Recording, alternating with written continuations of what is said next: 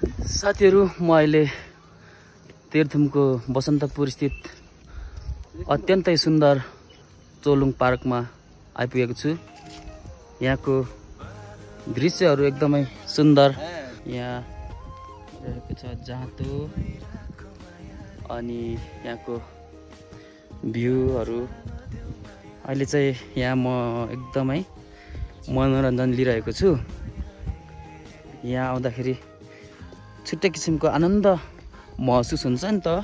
त्यो भएको कारणले गर्दाखेरि म चाहिँ आज यहाँ बसन्तपुर आएको बेलामा चाहिँ यसो घुम्न निस्केको छु र हजुरहरूलाई पनि देखाइरहेको छु यहाँको भ्यू र हजुरहरू पनि को आउनु भएको छ।